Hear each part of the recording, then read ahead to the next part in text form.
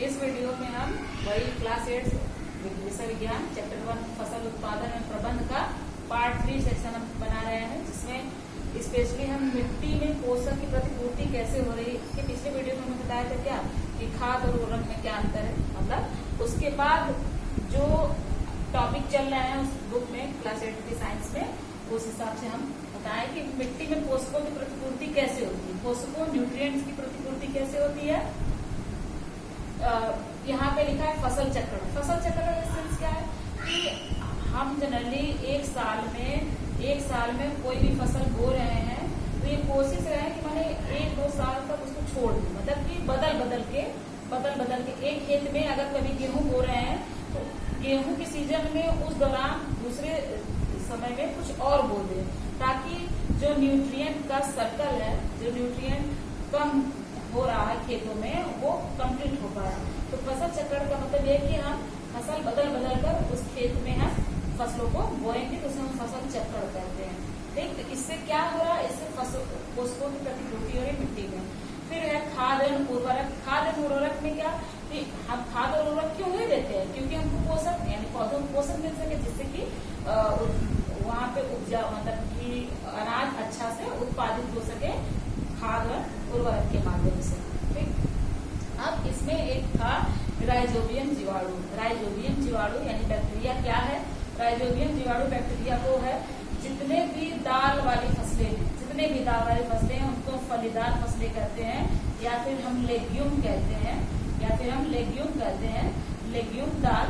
जैसे कि इसका मतलब ये होता है कि अगर मैं यहाँ पे एक स्ट्रक्चर बनाऊं ऐसे, इसको अगर मैं बांटू तो एक तरफ यहाँ पे क्या है, यहाँ पे मटर के दाने, इसको कवर करके तो मैंने एक फली ऐसे कवर करके इसके अंदर दाने ऐसे, तो इसको ओपन करेंगे ऐसे निकालते ना, तो इसको ये जो स्ट्रक्चर बनता है, मतलब ऐसे स्ट्रक्चर बनता है। और इसके अंदर जो बंद है, ये सारे कौन से प्लांट होते हैं, ये सारे plant legume plant, leguminous plant, जिसको हम दाल भी बोल सकते हैं, फलीदार, स्पेशली फली या लेग्यूम कहते हैं। तो ये जितने भी लेग्यूम वाले हैं, ठीक, जितने भी प्लांट हैं, उनकी जड़ों में स्पेशल जो जड़ होती है, ऐसे हम जड़ मेन एक है, इसके बाद रूट हेयर दिखते हैं। रूट हेयर के ऊपर गोले ऐसे जैसे लगता है कि कुछ नोड्यूल जैसा स्ट्रक्चर, जिसको ग्रंथिका कहते हैं, ग्रंथि टाइप, तो इसको नोड्यूल कहते हैं। इस नोड्यूल के अंदर ये जीवाणु होता है, कौन, राइजोबियम जीवाणु होता है। ये क्या करता है कि जो वायुमंडल में, अच्छा ये बताइए कि वायुमंडल में कितने % नाइट्रोजन है। पूरे वायुमंडल में सबसे ज्यादा परसेंटेज नाइट्रोजन का कितने % है, 78% है, 78%। इतने ज्यादा मात्रा होने के बावजूद भी नाइट्रोजन पौधे डायरेक्ट नहीं ले पाते हैं। ये नहीं कि डायरेक्ट वो पौधे नाइट्रोजन को कंज्यूम कर पा रहे हैं। वो किस फॉर्म में लेते हैं, नाइट्रोजन का एक फॉर्म होता है जिसको हम नाइट्रेट कहते हैं, NO3 सिंगल नेगेटिव चार्ज। तो NO3 सिंगल नेगेटिव चार्ज को हम कहते हैं नाइट्रेट। तो एक क्वेश्चन पूछता बहुत ज्यादा कि पौधे नाइट्रोजन को किस रूप में ग्रहण करते हैं, तो नाइट्रेट के फॉर्म में ग्रहण करते हैं। राइजोबियम क्या करता है, ये वायुमंडलीय जो एयर में नाइट्रोजन है टोटल 78%, उस नाइट्रोजन को नाइट्रेट में कन्वर्ट करता है। अब राइजोबियम को इससे बेनिफिट क्या मिल रहा है, राइजोबियम इससे भोजन प्राप्त करता है और राइजोबियम पौधे को नाइट्रेट देता है। मतलब दोनों को फायदा हो रहा है, बैक्टीरिया को भी फायदा हो रहा है, पौधे को भी फायदा हो रहा है। इन दोनों फायदे को होने से इनको हम क्या कहते हैं, सहजीविता। ये एक प्रोसेस है, लाइफ प्रोसेस, जिसको हम सहजीविता इंग्लिश में सिम्बियोसिस इसमें कहते हैं सिम्बियोसिस। ठीक है, सिम्बियोसिस में क्या दोनों को फायदा होता है। ठीक है, अब ये बात आ गई कि ये एडिशनल जो उसमें दिया था, इसकी बात हम करेंगे। अब पिछले वाले टॉपिक में हमने बताया था, पिछले वाले वीडियो में बताया था कि खाद और उन्होंने बता दिया। अब हमने खाद पानी दे दिया, तो अब हम सिंचाई करेंगे। सिंचाई क्या होता है, सिंचाई हम किसको कहते हैं, तो लिखा गया है कि निश्चित अंतराल पर खेत में पानी देना सिंचाई कहलाता है। ठीक, ऐसा बिल्कुल नहीं कि कभी भी हम दे दें, निश्चित अंतराल पर, जैसे जब बुआई हो रही है तब देंगे, फिर थोड़ा सा बड़ा होता है तब देते हैं, तो अब बहुत मात्रा में देंगे पूरा पानी, तो वही निश्चित अंतराल पर खेत में पानी जो दे रहे हैं हम उसको सिंचाई कह रहे हैं। सिंचाई के माध्यम से जल और खनिज माने इसी दौरान हम खाद जो छिड़के होते हैं वो भी जल के माध्यम, सिंचाई के माध्यम से पौधों की जड़ों में जाता है और पौधे फिर उससे ग्रो करते हैं। सिंचाई का सोर्स क्या है, किससे किससे सिंचाई होता है, कुएं से होता है, जलकूप से होता है, तालाब से होता है, झील से होता है, नदियां से, पहाड़ से, नहर से, जिससे भी हो सकता है। ठीक, अब सिंचाई के तरीके दिया तो सिंचाई पहला तरीका पारंपरिक तरीके में मोट घिरनी होता है। मोट घिरनी में क्या होता है कि कुएं में वो मतलब कि एक लीवर कह लें कि उसमें डाला जाता है और उससे पानी निकलता है और नालियों के माध्यम से खेतों में पहुंचता है। चेन पंप, ये भी वो है, पंप के माध्यम से निकालते हैं। ढेकली भी वो बैलों के माध्यम से यूज होता है। और रहट तो सबसे ज्यादा इंटरेस्टिंग है। इसमें क्या है कि ऐसे पूरा कुएं के ऊपर ऐसे चक्कर बना आता है और जब बैल घूमता है तो ऐसे पानी गिरता रहता है, एक एक ढकली में से पानी गिरता रहता है, मतलब रहट से। तो ये रहट कोई उत्तोलक तंत्र है। आप फिजिक्स में पढ़ेंगे प्रथम प्राथमिक उत्तोलक, द्वितीय तृतीय उत्तोलक, तो उसमें भी रहट एक एग्जाम्पल होता है उत्तोलक का। फिर आधुनिक विधियां में क्या, आधुनिक विधियां में एक स्प्रिंकल सिस्टम है जिसको हम छिड़काव तंत्र कहते हैं। ये स्पेसिफिक कहाँ दिखाई देता है, ये असमतल भूमि पर, जैसे लॉन, कोई बगीचा है असमतल वाला, जैसे कि असमतल बगीचे में हम कहते हैं जैसे गोल्फ का मैदान हो सकता है इस पे।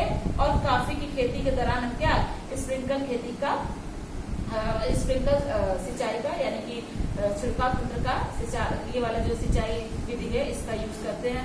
तो क्वेश्चन पूछा हुआ पीसीएस में कि असमतल भूमि पे कौन सी सिंचाई यूज होती है, स्प्रिंकल या कोई और, तो स्प्रिंकल ही यूज होती है असमतल भूमि पे। और कॉफी की खेती के लिए कौन सी सिंचाई अच्छी होती है, स्प्रिंकल।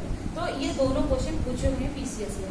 फिर उसके आता है ड्रिप सिस्टम। ड्रिप मतलब होता है बूंद बूंद, ठीक है, सिस्टम। तो ऐसी सिंचाई जिसको बूंद बूंद करके सीधे कहाँ, पौधे की जड़ों में, जैसे ये क्या है छिड़काव, ये पौधों की जड़ों में पूरे हिस्से पहुंच रहा है, स्प्रिंकल पूरे पौधों पहुंच रहा है। लेकिन ड्रिप जो है ये सिर्फ पौधे के सीधे जड़ों में जाएगा। तो अब जड़ों में सीधे चला गया, जड़ में ही भाई पानी चाहिए, तो पानी पूरा जाके जड़ में ही यूज हो रहा है। तो एक्चुअल में कोई भी जल व्यर्थ ही नहीं हो रहा, बिल्कुल जल व्यर्थ नहीं हो रहा है। किस सिस्टम में, ड्रिप सिस्टम है। तो इससे बहुत सारे क्वेश्चन पहले पूछेगा कि कौन सी सिंचाई में जो पौधे की जड़ों में डायरेक्ट बूंद बूंद करके पानी पहुंचता है तो ड्रिप सिस्टम में पहुंचता है। फिर पूछेगा कि कौन से सिंचाई सिस्टम में जल बिल्कुल व्यर्थ नहीं होता है, तो ड्रिप सिस्टम में होता है।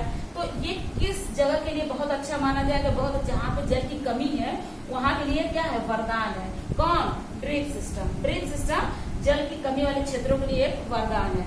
और ये कहाँ यूज हो रहा है, मेनली कहाँ ज्यादा यूज हो रहा है, जो फलदार पौधे, जो बगीचे हैं वहां पे ड्रिप सिस्टम के माध्यम से ही सिंचाई करते हैं। और ये वृक्षों को पानी भी देने का ड्रिप सिस्टम के माध्यम से होता है। ड्रिप सिस्टम एक्चुअल में होता है कि ऐसे एक नली होती है और इसकी नली जाके सीधे एक कोई पेड़ रहेगा वहां पे सीधे जाके पानी दिया जाता रहेगा। और स्प्रिंकल में क्या है कि ऐसे एक ऊर्ध्वाधर और फिर ऐसे करके पूरा ऐसे नली ऐसे करके हर जगह स्प्रिंकल करेगा और ये पूरे तरफ घूमेगा, 360 डिग्री ये घूमता रहता है, हर तरफ छिड़काव करता है।